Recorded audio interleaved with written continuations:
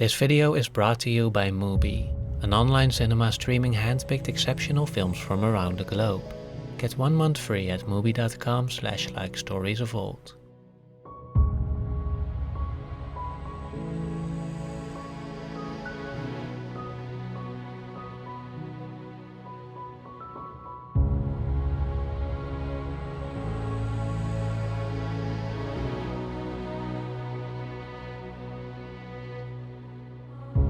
One of the biggest inspirations for Tolkien's The Lord of the Rings was the epic poem Beowulf, which was written by an Anglo-Saxon poet more than 1,000 years earlier, and which is generally regarded as the oldest work of literature in the English language.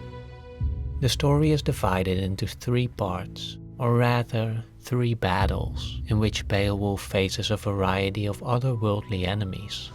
We have heard of the glory of the kings of the Danes in days gone by, how those princes performed brave deeds. We begin with the story of the Danish king Hrothgar and the building of the great banquet hall Herod. Pained by the sounds of the daily feasts taking place there, a troll-like monster called Grendel attacks the hall and, with its overwhelming strength, slays many of Hrothgar's warriors. Unable to defeat Grendel, the king closes the great hall and his people retreat into a hopeless darkness. From Geatland, the young warrior Beowulf comes to Hrothgar's aid and faces Grendel without any weapons or armor, believing this to be the honorable way as Grendel doesn't have any weapons or armor either.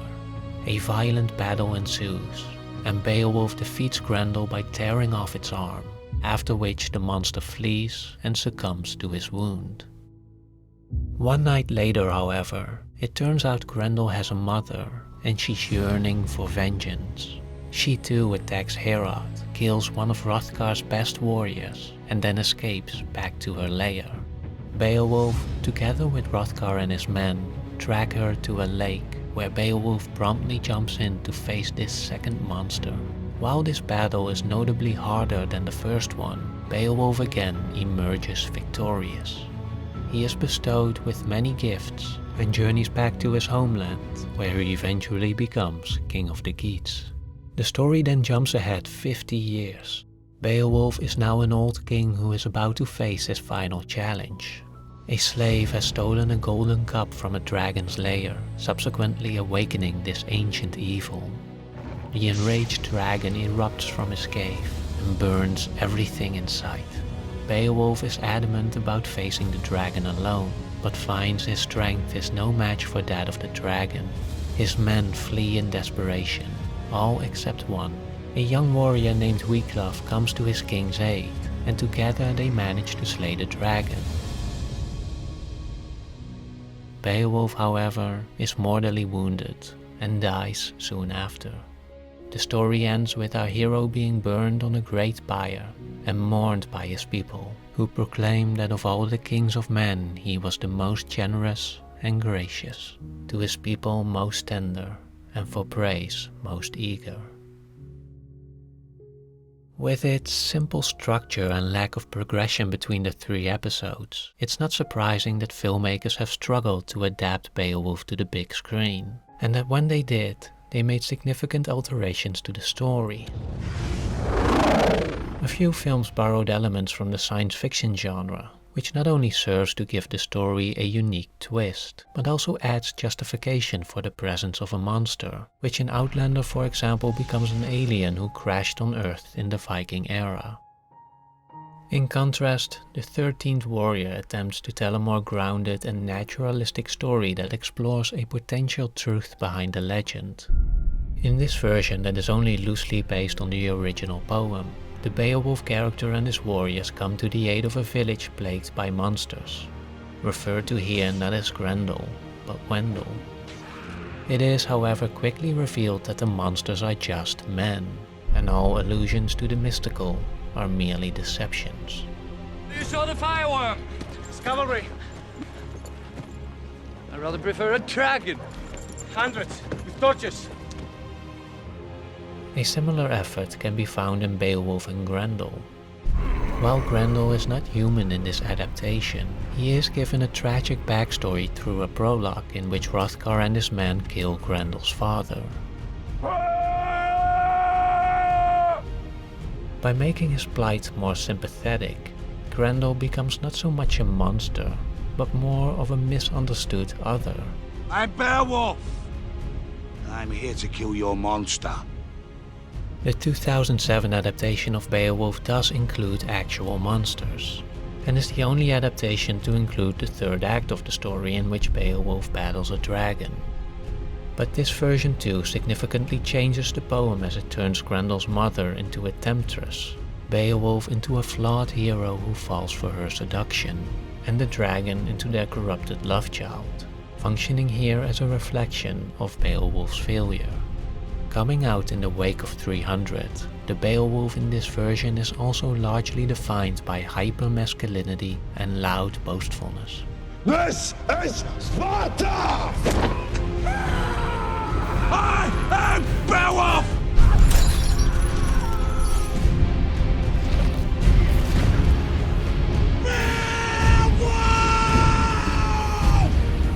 It's a noteworthy change of character for our main hero, one that, more than anything, highlights his grandiosity and more generally, the less honorable side to strength and confidence. Underneath your glamour, you're as much a monster as my son, Grendel. This struggle to capture the original poem on film becomes especially clear when compared to the cinematic adaptations of Greek mythology, and of heroes such as Achilles and Hercules, and Theseus and Perseus, which have generally been much more popular and successful.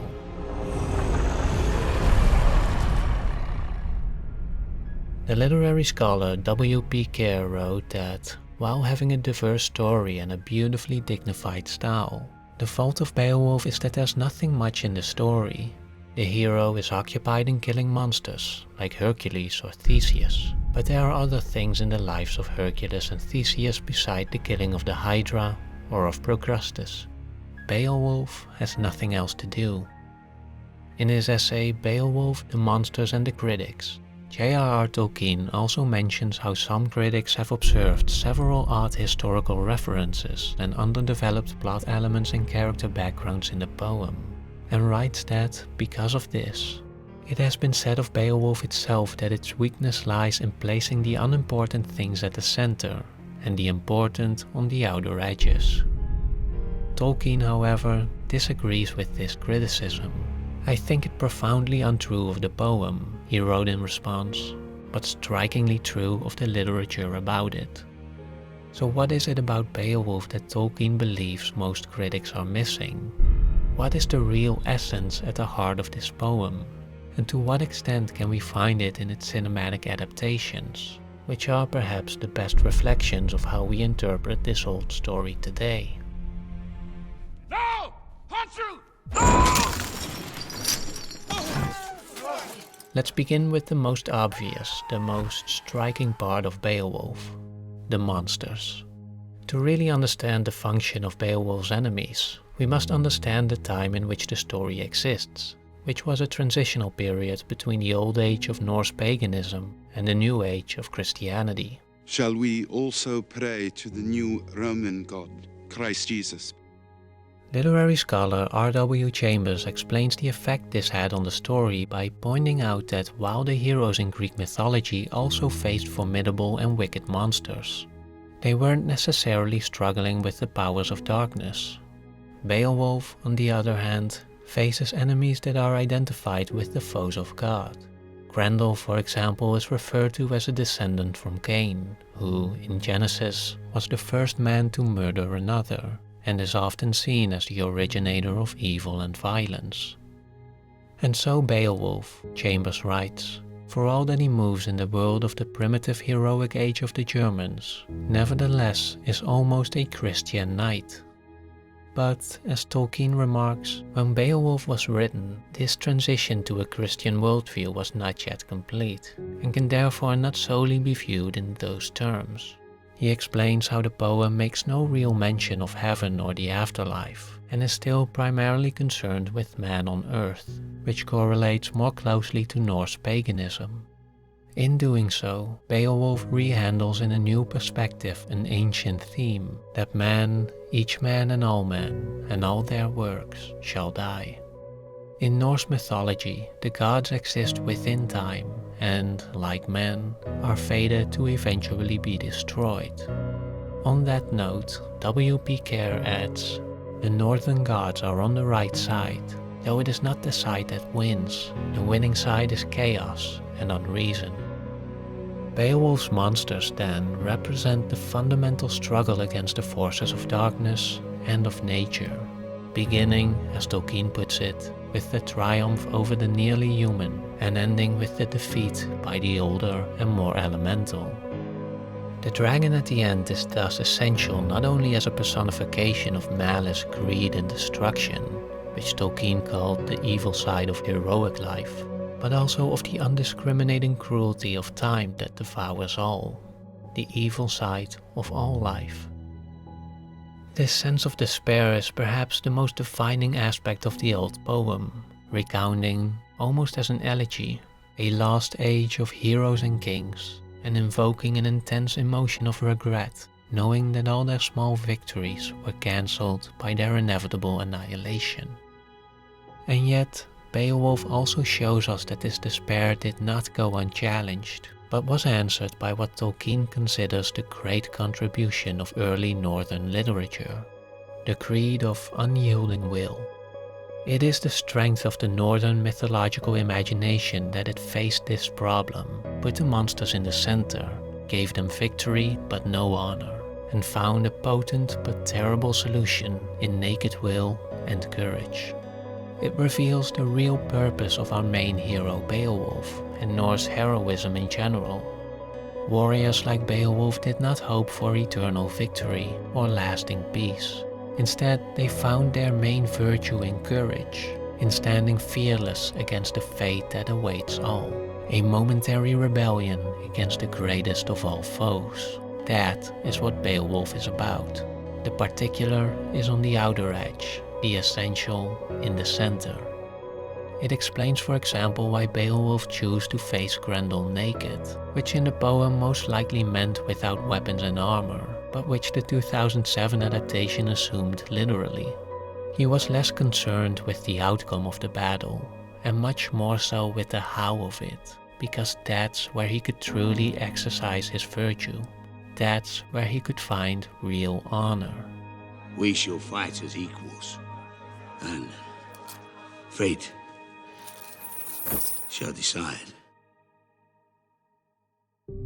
Knowing the pessimistic view on human destiny in Norse mythology, and the subsequent essential place of courage, we can also understand why it is so important that Beowulf's monsters are actual monsters. As mentioned before, in Beowulf and Grendel, the monster Grendel is not really a monster, but rather a tragic figure who has been wronged by humans. Because of this, the story changes from a mythological one to a more sociological one. And, as authors Nicholas Haydock and E.L. Risden point out in their book Beowulf on Film, Beowulf as a hero appears almost unnecessary here. He tries to battle with Grendel, but never actually gets to fight him. Why would he fight me? Why should he? Grendel is eventually caught in chains, but cuts his own arm off to escape, thereby causing his own death. This narrative departure leaves Beowulf's heroic character as an afterthought, and the primary message communicated through him is not really about courage, but more about the capacity to understand and value the other. All this is not to say that the film doesn't work in its own right, but the specifically modern lens does diverge from the poem to such an extent that its original essence is no longer present. The same goes for Beowulf's 2007 adaptation. The hero we meet in this version does embody the boldness of Norse heroism, but this trait mostly functions as a cautionary tale, as a potential gateway to sinful and destructive behavior. Beowulf's confidence is not only painted as boastful, but also as suspicious, as it is strongly implied that Beowulf is a liar. And you killed, what was it? 20? 9. Last time it was 3. This, of course, foreshadows his later failure to kill Grendel's mother, a lie that sets into motion the events of the third act. Here we find an old and weary king, lamenting the last age of heroes. The time of heroes is dead, Wiglaf. The Christ God has killed it, leaving humankind with nothing but weeping martyrs, fear, and shame. But the issue here is that because Beowulf was never really shown as truly virtuous, it seems to imply that this last age of heroes never existed to begin with, and was merely a mask covering the shortcomings of men. Keep a memory of me, not as a king or hero, but as a man, fallible and flawed. This notion is further emphasized at the end. In the poem, the story ends with a eulogy for Beowulf and the implicit promise that his virtue will be carried on by the new king Wiglaf, who courageously fought alongside Beowulf against the dragon. The film too ends with Wiglaf as the new king, but concludes on a different note as we once again see Grendel's mother arise out of the sea, suggesting that the new king too might be seduced into sin, and that Beowulf's legacy is not one of strength and virtue, but one of temptation and weakness. Although it is an admirable attempt to turn an old poem into a more complex exploration of human nature, and examine more critically the Norse beliefs and virtues, I think it does miss something essential, not just in relation to the poem's content, but also in its purpose and function. Tolkien likens Beowulf to a myth, the significance of which, he argues, cannot be easily put down by analytical reason, but is rather defined by the emotional movement it evokes. It is something that is alive at once and in all its parts, and dies before it can be dissected. Something that can only be captured by being felt, by being connected to it. And this is exactly what Beowulf's poet did, as Tolkien writes. It is a poem by a learned man writing of old times, who looking back on the heroism and sorrow feels in them something permanent and something symbolical.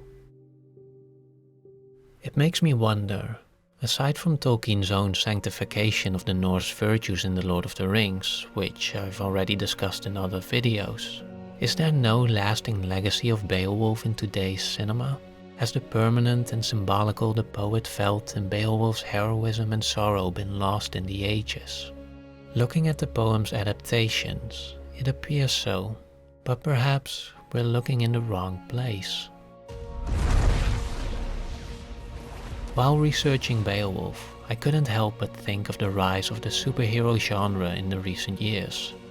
Like Beowulf, these films generally are not considered works of high culture, and yet their effective power is undeniable. They too tend to place the particular on the outer edge, to focus on the essential that is at the center, that being, in different proportions, the struggle of heroes against a hostile world, and their inevitable downfall against the greater forces of nature. On their most fundamental level, the superheroes of today very much resemble the heroes of old, which Tolkien defined as men caught in the chains of circumstance or of their own character, torn between duties equally sacred, dying with their backs to the wall. This is not to say that the two stories, separated by so many centuries, should be equated as one, but like an echo brought over the hills, it does feel like we're experiencing a new mythos of classic heroism.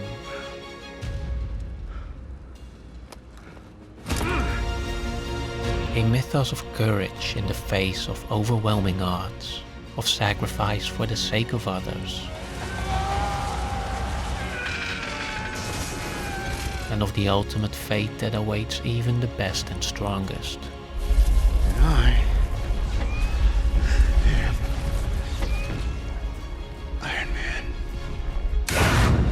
In defense of Beowulf's episodic structure, Tolkien wrote that the poem was not meant to advance, but is essentially a balance, an opposition of ends and beginnings. And this too we see in the superhero genre, both within the text as well as on a meta level, as the same stories are reincarnated again and again. It's hard to say why stories such as these still resonate so strongly today. Maybe there's something permanent to be found in them after all. Tolkien believed that, in the simplest terms, heroic stories such as Beowulf, and perhaps also of the superheroes of today, capture the important moments of any great life, rising and setting. An elaboration of the ancient and intensely moving contrast between youth and age, between first achievement and final death, graced by the promise of a new generation, carrying on the legacy of heroes past, and paving the way for new heroes to come.